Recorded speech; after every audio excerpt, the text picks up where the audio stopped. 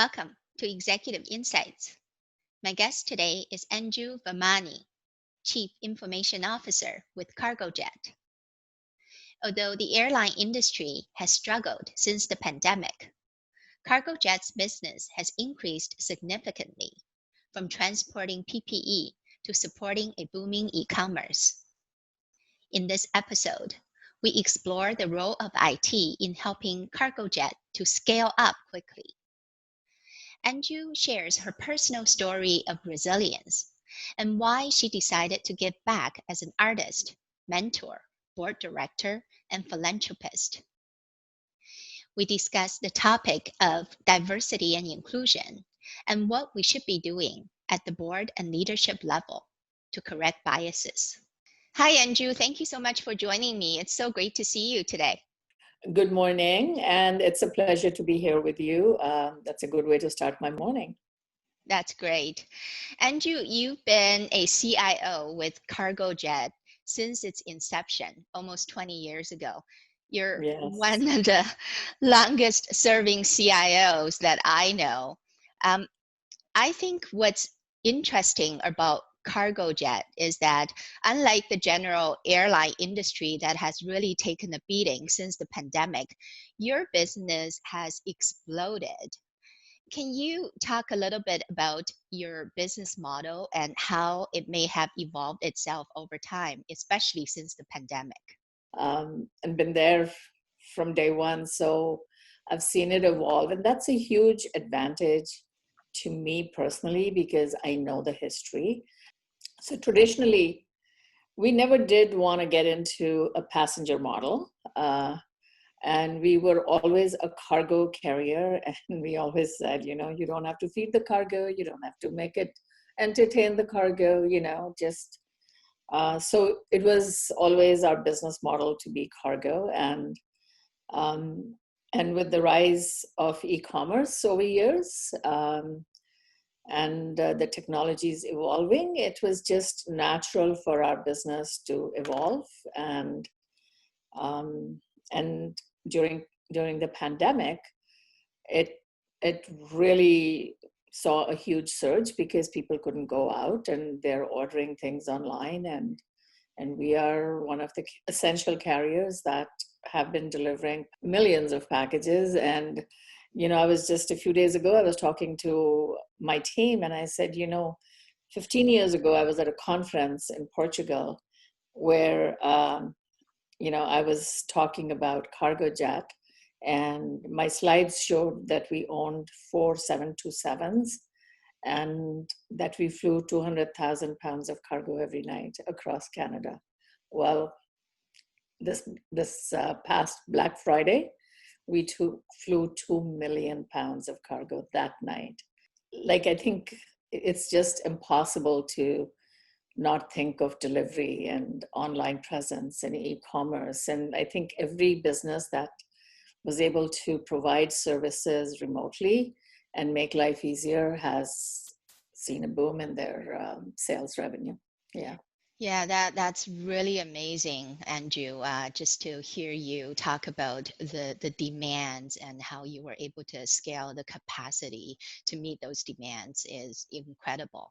So, Yeah. as a CIO, you provide technology leadership and also help your business to manage risks. But you're also leading the digital transformation efforts that are accelerated by the pandemic. Can you talk about the role of IT in helping your business to scale up very quickly to meet the demands from all dimensions? Okay. So I have to say that my digital journey began almost 20 years ago when we first started the company. And technology is always a journey. There's never an end because you're always, new things are coming up, whether it's, and new business models are coming up. If you remember, after September 11, we got into the business of business continuity, right? So these disasters, man-made or natural, they bring you opportunities to do things differently and, open up other avenues. So, we've been on a digital journey forever, and it will continue. So I always kept at it. And that's how I am in my personal life and career as well. Like keeping up with the next amazing things that are coming and being early adapters. So we were actually quite prepared.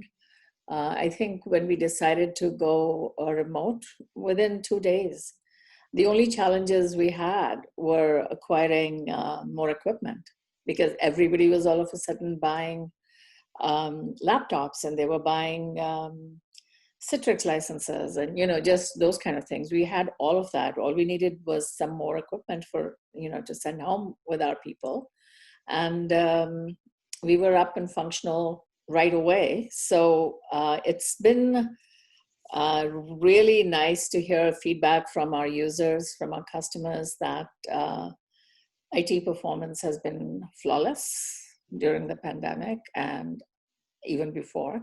But now they actually appreciate it, to say, it's been very agile. Yeah, that's really great to hear. I think, your foresight, your curiosity, your preparedness, and, your agile approach really makes a difference in getting your business ready to scale up in a Yeah. timely fashion. Mm-hmm. So I like to pivot a little bit and talk about your own journey. You're a woman of many talents and accomplishments. I think people might not know that, in addition to your day job, you're also a visual artist, a board member, a mentor, and a philanthropist. So first of all, how are you finding the time for everything? But more importantly, why did you choose those areas to invest? I've always been one of those people who had to have the next technology and had to have a plan for the future.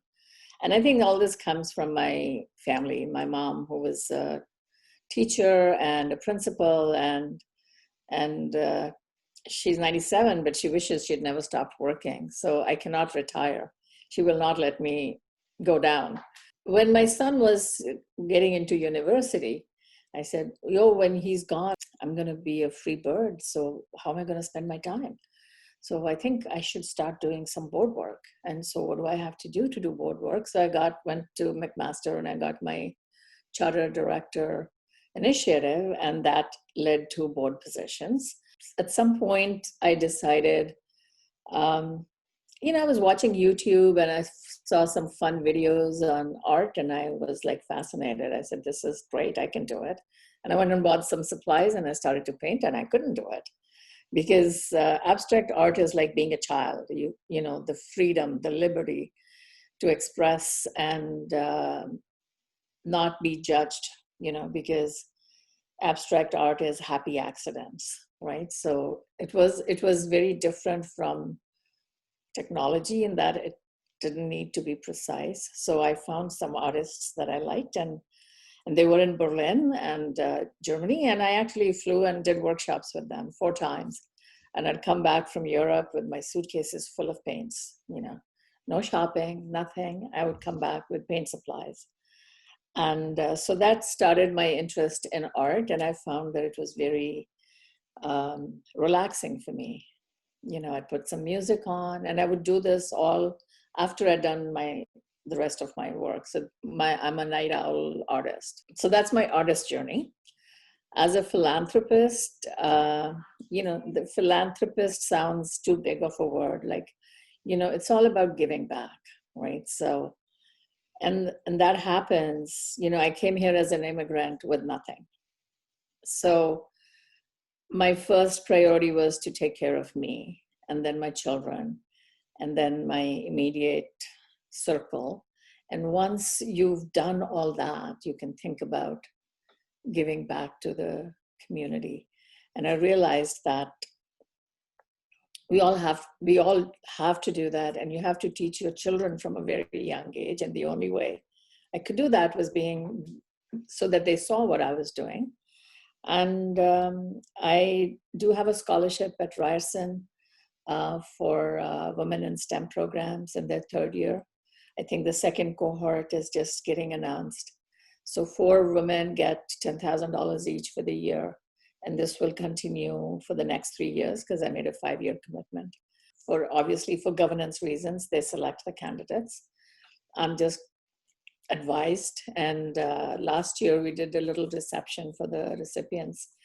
And the letters that I got from these young girls and even their parents, they said it literally changed their lives.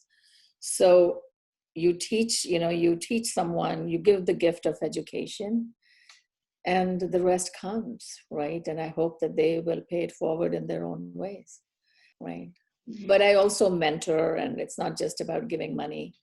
I mentor young people and young entrepreneurs. How do I find the time? I actually enjoy all this. I don't think of it as a job. So it's a pleasure. I think I feed off of the energy of the younger people and see the new things that they're doing. Yeah, thank you, Anju. I'm just so inspired by listening to your story. I think Thank you. I think your act of kindness, of generosity, of your time and your money is truly amazing and admirable. Thank you. Oh, can I add something to that? Sure. So my artwork is sold, but all the proceeds always go to a cause, right? So I get pleasure out of making it. And right now I'm doing a campaign for the food bank because these are dire times for some people and for a lot of people. And the food bank is always in need of funds to feed the less fortunate. I'm going to show you a piece of my art. Maybe people will be inspired. So, wow, this it's is beautiful. Yes, and then I have another one here.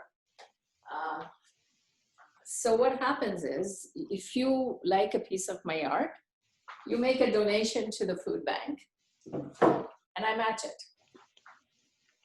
And it goes a long way, right? My foundation matches it. And so we've already sold, I would say, 10 pieces.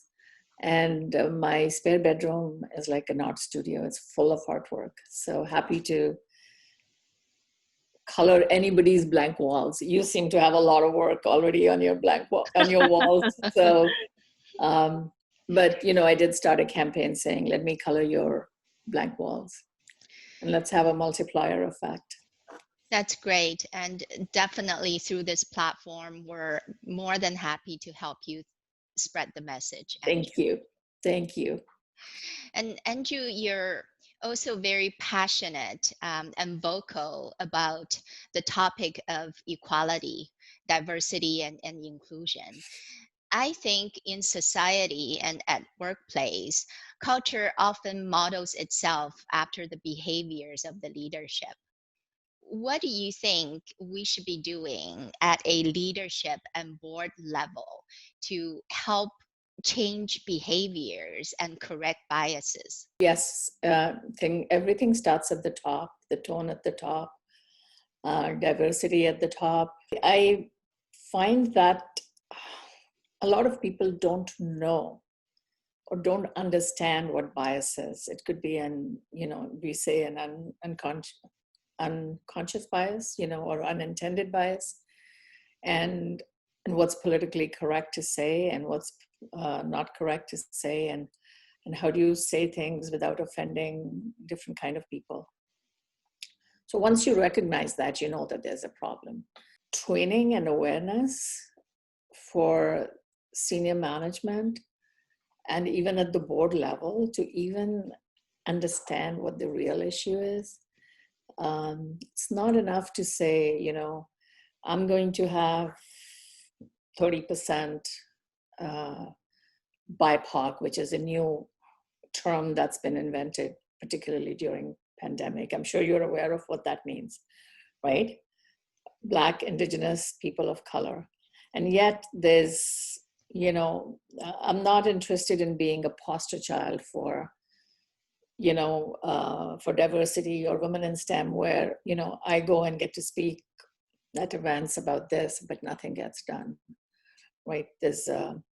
So it's not enough just to say we're going to have an initiative and sign up. You got to do the work. And it actually starts with training and realizing where our unconscious biases lie and where do they come from. Um, at the board level, you need the right policies in place. You need to have diversity even at the board level. Um, a few months back, I posted a photo on LinkedIn um, from 2007, and I actually asked the question, is this 2007 or 2020? And it was a picture of me on my first advisory board at the federal level. And there were maybe 15 old white men and me. And the feedback that I got was, this looks like 2020, nothing's changed. So how do we change that behavior? How do we get men to, it's not enough to say women support women. We need to get men to support the women, and not just the women, people of color, people of gender diversity and disabilities. And when you are in a position of power, you already have an advantage, right? You have a privilege. And traditionally, that privilege has been with a lot of white men or even white women. So how do you bring about diversity of thought? When you look at banks and how they hire, they actually brought in diversity in skill set. So you no longer have to be an accountant to get a job with a bank, or somebody good in math. They bring in people from arts, from literature, from science, from other political science to bring in a different perspective. Because if you're going to do well for your stakeholders, you need to make sure that it serves everybody. And that's when you start to understand that, when you do a job description that kind of invites only white men to apply. So it goes back to training. You're creating a job description, and that no woman or no Black person or no white, no people of color are going to meet that criteria. You're setting yourself up for disappointment and diversity, right? So the training begins in so many diverse areas, right? So even in HR, when you're writing a job description, or a manager, how do you identify your own feelings, right? So that awareness training is very important. Yeah, absolutely. I think unconscious biases would really require conscious mindset, thoughts, and behaviors to Yes. correct. Yeah. So, just to give this, we have stereotypes of people. When I came to Canada in 1975, I was called all kinds of names. In those days, the new immigrants, even though they may have been doctors and engineers, couldn't find job in their professions, and they were driving taxis or, still not living on welfare and, doing odd jobs. And the perception was all Indians are taxi drivers. Well, fast forward 40 years, now it's like all Indians are either doctors or accountants or entrepreneurs. So, I mean, these are stereotypes that Chinese people are very smart. They must be all mathematicians, Like, these are the stereotypes that we somehow live with and accept them. And we need to unlearn a lot of things before we learn new Very well said. concepts. Yeah. Yeah, very well said, Anju. Um, So, the word of resilience seems to be the hallmark word of 2020, but you've built your resilience long before the pandemic as a young immigrant, as you just mentioned, a woman of color, woman in technology, woman in leadership and on boards. And every step of the way, you have faced adversities and have managed to overcome them. Do you have some tips for our audience? And more specifically, where do you turn to for strength and inspiration in difficult times? And that's, I never think about how to do things, But I learned very early in life that if I needed to, so I came to this country because I wanted a better life for myself, and hopefully for my children. And I realized very early that if I was going to do that, I would have to do it on my own. So I was a single mother when my children were pretty young, and there was no option. There was no option to sink. It was just, you got to swim, and you got to make sure that these children have a better chance at life, and that I have to do it. So I actually somehow always looked forward. I realized, and that's how I got into technology, was I needed to make more money. I needed to be financially independent. And the only jobs that paid well in those days, and probably still true, were in technology. So I went back to school. I invested in myself. And I find that a lot of young men and women don't necessarily do that. They wait for an employer to pay for their education, or they wait for, my benefits to kick in. And so I can, my employer is not paying. I took that upon myself. I said, if I invest, $5,000 in a course, that's going to lead me to, towards prosperity, then I'm going to do it. So I always calculated that ROI on investing in myself, and it paid off. And I think for women, and women in particular, particularly women of color, you need to be financially independent. My parents always taught me that. Education, I always believed, and I think it was ingrained in me by my parents, that education opens the whole world to you. So that's what I focused on. Very valuable stories and great advice from you. And I completely agree with you, Anju. Education is the key to prosperity, and the willingness and the courage to invest in yourself is what Mm-hmm. a lot of people are missing these days. So I appreciate your candor and your honesty. And, those were really great advice. I so appreciate this meaningful conversation, Anju. I thank you very much for your I time. appreciate that too. And, thank you for giving me this opportunity. Thank you. You've been watching another episode of Executive Insights by the IT Media Group. Thank you for tuning in. If you like this video, please check out other CIO-centric content on our YouTube channel.